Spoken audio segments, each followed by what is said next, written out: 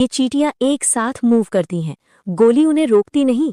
Jack ने quickly सोचा और गाड़ी के चारों तरफ गैसोलीन डाल दिया।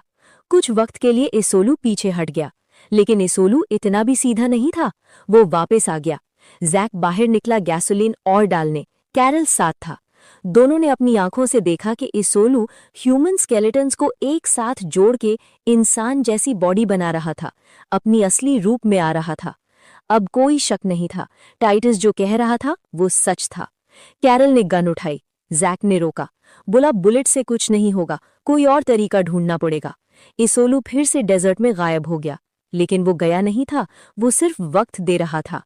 टाइटस की हालत तेजी से बिगड़ रही थी, चलना उसके लिए मुश्किल था। प्लान बना कि मैग्डा टाइटस के पास रुकें गाड़ी में और कैरल, जैक और मिकी पैदल कैंप तक जाएं, वहां से काम करती गाड़ी लेके आएं और दोनों को ले जाएं। मुश्किल फैसला था, लेकिन कोई दूसरा रास्ता नहीं था। अगली सुबह तीनों निकल पड़े।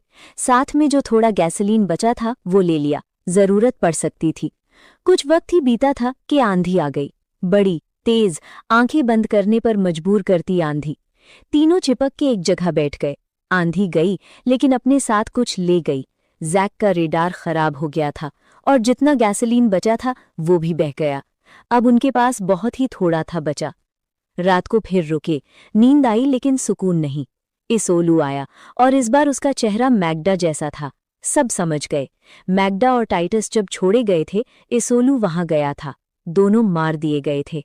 उनकी हड्डियां अब एसोलू का हिस्सा थीं। कैरल ने जो थोड़ा गैसोलीन बचा था जल्दी से क्रीचर की तरफ फेंका। वो पीछे हटा। एक बार और बच गए, लेकिन अब गैसोलीन भी नहीं था। सुबह एक हल्की सी रेडियो की आवाज आई।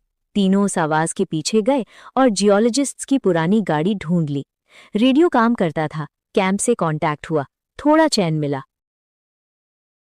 पास ही एक और चीज थी, मिट्टी का टीला और उसमें एक टनल। अंदर गए तो एक बड़ी एंट नेस्ट थी, बिल्कुल बैरानी पड़ी। जैक ने सब जोड़ दिया। यही एसोलू का पहला घर था। जब जियोलॉजिस्ट्स ने वो माउंट तोड़ा था, उन्होंने घर तोड़ा था। एसोलू तब से बदला ले रहा था और नई जगह ढूंढ रहा था अपनी कॉलोनी के लिए। तभी यान कैंप से आया। उसने दोनों को देखा और सीधा इल्जाम लगाया, तुमने अपने साथियों को मारा। कितना भी समझाओ, वो सुन नहीं रहा था। हाथ गाड़ी से हैंडकफ कर दिए और कैंप की तरफ चलने लगा। रास्ते में कैरल ने मौका देखा, यान को बेहोश कर दिया। खुद छूट गए, यान को हाथ हैंडकफ कर दिया। मिकी को लगा अब कैंप जाएंगे, लेकिन कैरल और जैक ने कहा नहीं, पहले एसोलू का नया घर तोड़ना पड़ेगा, वरना और लोग मारे जाएंगे। नहीं माइन